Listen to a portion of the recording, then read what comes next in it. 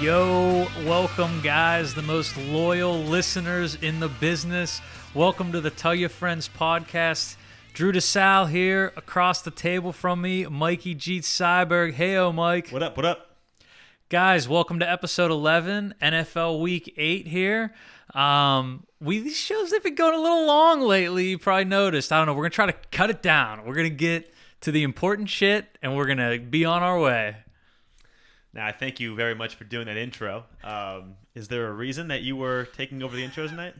So, Mikey, love you, and you got more of the radio voice than me, my man, but you're always struggling with the intros, so that's what we decided. We're always trying to evolve it, improve it, content or quality-wise, and we decided, Mikey Jeets, no more intros. I'm going to handle them. Hey, thanks for taking care of it. I could take us from here. And fill in the blanks. But the intros, I'm pretty good at the closing, but the intros, it's always difficult to figure out what you people want to hear at first. Yeah, you just get a little tongue-tied, but hopefully it's a weight off your shoulders. I don't mind doing them. I like doing them. All right, so let's dive into some of the sports stuff, what we've been seeing. World Series time here, right?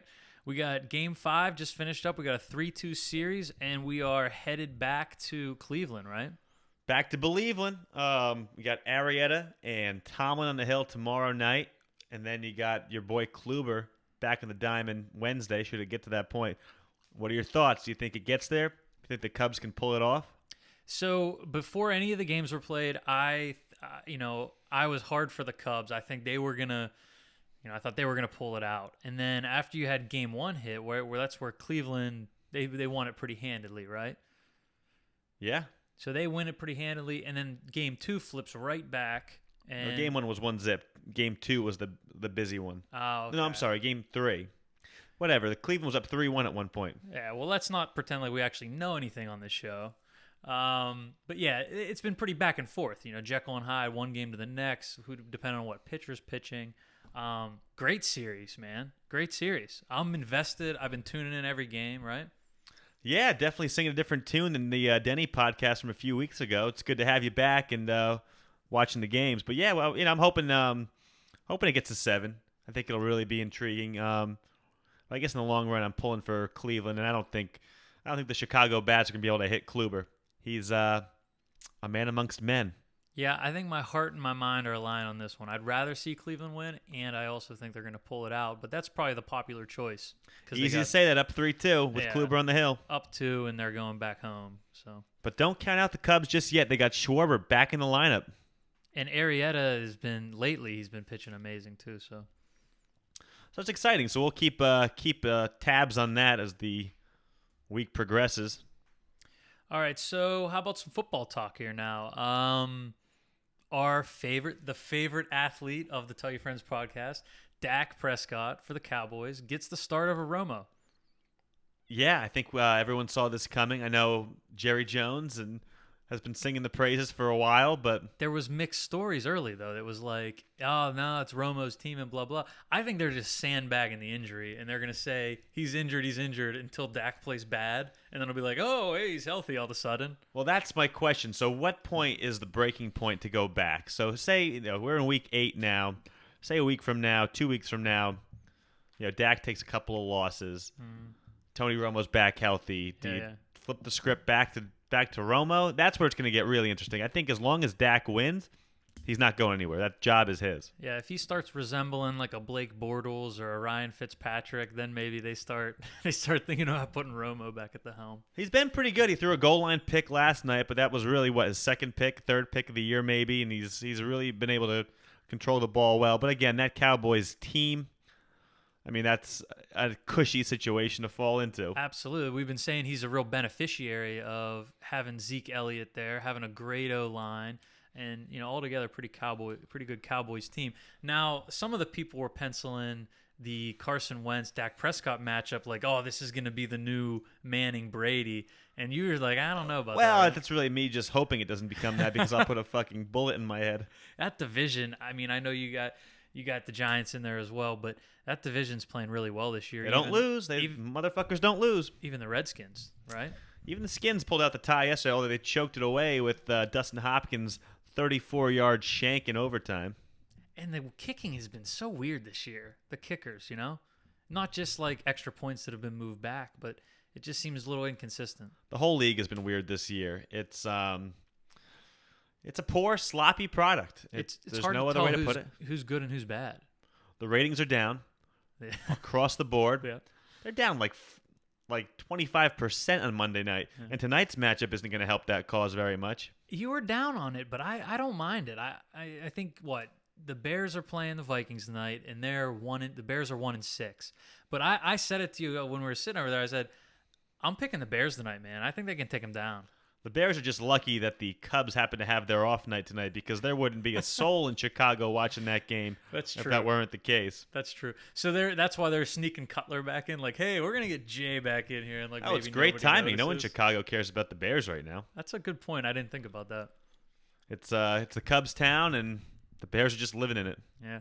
Did you see Gronk get his touchdown? Well, that was his 69? The big 6'9". See, the whole family was watching it in their suite, and they all flipped out for the 69th touchdown. But I was expecting some big interview. I didn't really. Was there any interview with him?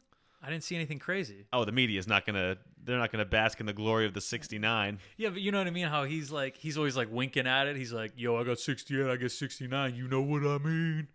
They're staying away from that with a 12-foot pole. You got fucking Hillary Duff out there dressing up like a goddamn pilgrim, getting all kinds of flack from this liberal piece of shit world we live in these days. Oh, Jesus. I don't mean to get political, but release the Hey-o, emails. hey-o, Mikey. Mikey's off the rails. Getting hot. It's Monday. Yeah, you just threw in a lot of stuff at me right there. I don't even know how to digest that. But And happy Halloween, by the way. We didn't get to that earlier. Let's get back to football, even though this is a little crazy. So if Gronk scores his 69th TD, and him and Brady look like they've never skipped a beat, look like Brady never missed a game, right? This guy's insane. Zero picks. But then what? There's a dildo on the field or something? There was a dildo on the field, presented to Tom Brady as a gift, I would imagine, from the Bills Mafia. I saw a still photo of it, and I was like, wait, is that just one of the pink towels or something, folded in the right way? But no. It was By the way, I'm glad you were able to get us back onto the rails by bringing up the dildo that was thrown onto the field. Yeah. We appreciate you getting us back on track with that. We can't talk controversial politics, but let's talk about dildos. Well, it's... Jesus. Sorry, Mom. Okay. You wouldn't want to piss off our only listener from last week. Okay. I'm dying. All right, so let's try to talk about a normal story. So the football Raiders out in Oakland Raiders. Oakland Raiders, they set a franchise record this week, Mikey. Penalty yards. 200 some penalty yards. And they still win the game. Is it a product of the team, or is it a product of the NFL? Yeah, you were kind of big on him. You're like, man, is Derek Carr and the Raiders could be 6-2. I'm not buying it just yet. I don't know. I still think they're the Raiders. I can't even tell you who their big wins are this year. So I was asking you if they're for real. So all right, I'm right on board with you to sit back and watch where this thing goes. Yeah, they got a big game Sunday night coming up against the Broncos this week. And I think a little bit of what we're seeing. Oh, that team's overrated too. A little bit of what we're seeing, like these Bengals or somebody, heck, even the Steelers, and now without Ben. But, it's the NFL, man, and anybody can beat anybody in any week. I'm not the first person to say that, but I think you're really seeing that come true this year. Yeah, except the Patriots. Everyone else kind of beats each other up, and then they host whoever in the Super Bowl. On one end, you got the Patriots sitting there, and the other end, you got the Browns, which is like the Patriots can't lose, and then the Browns just absolutely can't win. And the Browns fired Bill Belichick all those years ago. Oh, wow. Never forget. I guess that's a hindsight thing. Sorry, Tim. Hate to bring up tough times, but hey, you got the Indians. You ready to power rank some teams? I'm ready to rank. It's Monday night, so things aren't official yet. But it looks like every matchup is pretty much set in stone. And I feel pretty comfortable putting my full weight behind this when I rank these teams. That's what we always say. We always have to give this disclaimer as if there's going to be some outrage. These matchups aren't set, but...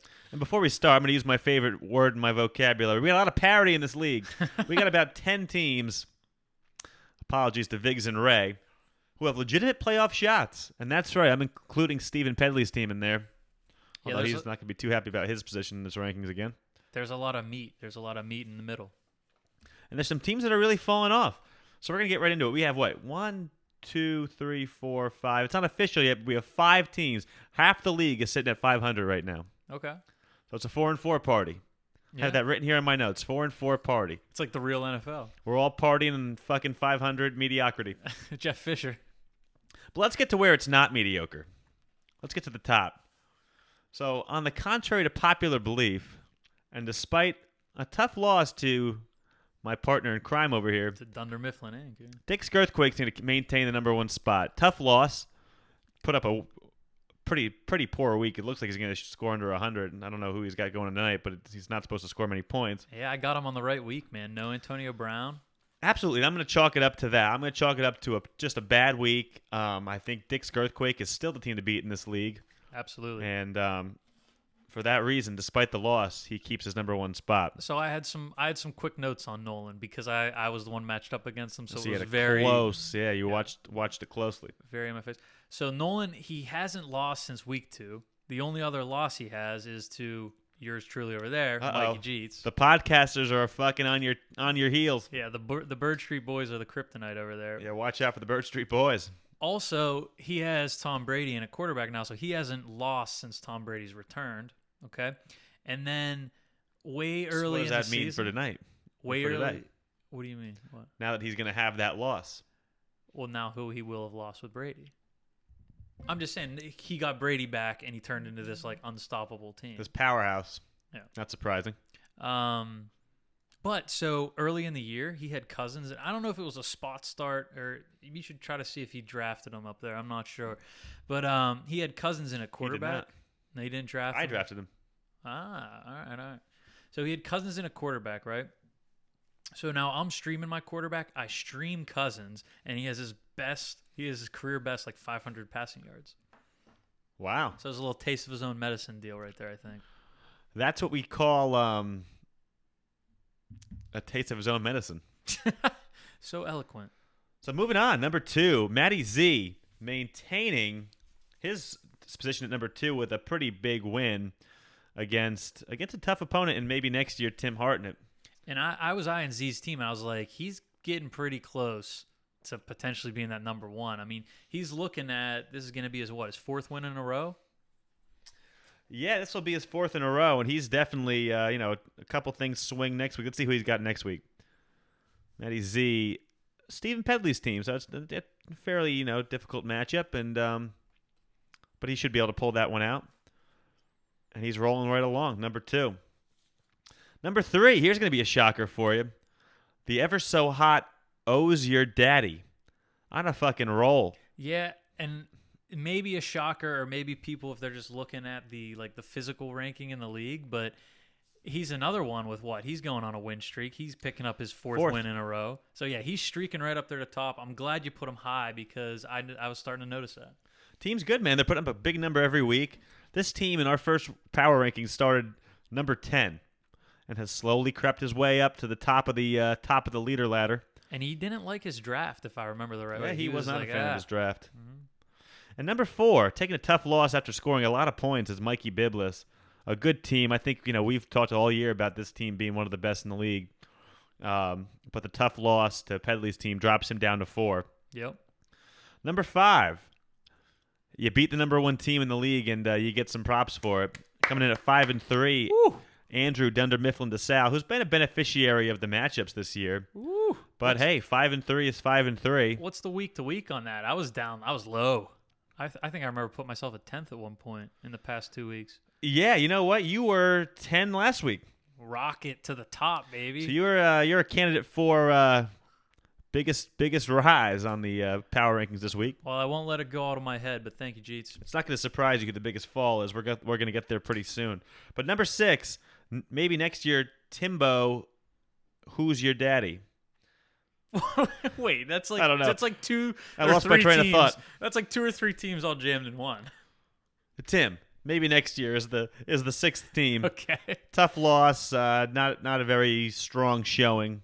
Oh yeah, Z took it to him a little bit. And I'm telling you, I'm waiting for Tim to change it to maybe this year. I think halfway through or a couple more games, he's gonna flip it over. Well, right now, he's going to change his team name to maybe next week.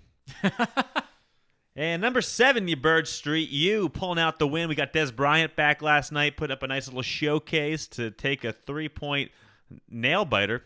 Yeah, Takes man, it by a taint hair. That was a tight one over Brandon First and Schlong. And coming at number 8, Brandon First and Schlong, who put up a strong showing but did not get the loss. Did get the loss. And our biggest drop of the week, coming in at number 9, Aaron's team. Ooh. A one-time powerhouse in this league. Now, I know he had Odell Beckham on a bye. He might have had a couple other buys. I think we remember talking about him last week. 2 down weeks. Saying he had right? some serious wide receiver issues. But, yeah, that's his two in a row where he's done a pretty poor job. And this one's notably bad. This could be worst of the year. 67.5 points. Yeah, this is a PPR league, my friend. Yeah, it was bad. But he's a big management guy, right? He's big on his management. I'm looking at his moves. He's got 21. 21. Yeah. This guy, you can't get anything past this guy. I'm one of these guys who's always the last to know about these running backs who are hurt or these who the fuck's starting or playing. And every time I look for a guy because I see it on a site or something, he's long gone to bonesaw. If I see, so-and-so is John Tillery is starting for the Bengals. Yeah. I'll look back. This is like the Thursday before. I'll look back, and Bonesaw got him in fucking September. I wonder what like, his source is. I wonder what his source, because it's not listening to us. I'll tell you that. No, he's not getting his info from here, but he's really doing it. But he's not. He's got to make a couple moves that stick because the 67 points, that one's gonna resonate. Yikes. Coming at number 10, strong showing from this team this year. Stephen Pedley's team, big week, 2-5, real low on his team. But you know what? He told me on Friday. He said, watch out. This team's going to turn it around. And he backed it up. Led the league in points this week, 165. With a projected 180. Yeah, and he's. So nice work out of Steve Pedley's team. If he keeps that up, he's got that tough matchup with Matty Z next week. But if he keeps it up. Interested to see what's going to happen towards the bottom of these rankings here. We got some interesting things going on. Yeah, we got 2 left. And you know what? It didn't last long. It was a nice week for Ray at 11. Oh, I know it's coming. But he's found his way back to the basement. Mikey Viggs was actually a pretty decent week. A win against a pretty poor Bonesaw's team, but he had 136 points. That would have beaten a couple of these teams. That would have probably won 60% of these matchups. And I said something to him in person. I was like, dude, you got to do. So I wonder if the extra motivation helped pick him up and get his second W.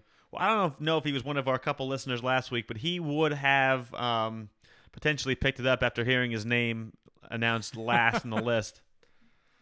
And number 12, we mentioned his name. You know he's coming. He's back to his losing ways, although he's never really left his losing ways, but with a whopping 104 points. What is he averaging this year? It must be extraordinarily 80 low. Something. Yeah, it's insane. On the count of 3, 1, 2, 3, Ray! And that rounds it out. So there are 10 teams in this league that could potentially make the playoffs. So these next 3 weeks, 4 weeks are going to be interesting, especially with a lot of buys coming up and tough matchups. Yeah, the buys have been hitting hard. What's our timestamp looking like? Oh, we're looking pretty good. We're coming in at about 18:44 right now. Wow. Gosh, we didn't think we were going to go long today. Trying to cut it short. Yeah, we were. All right, quick hitters on what's coming up next, right?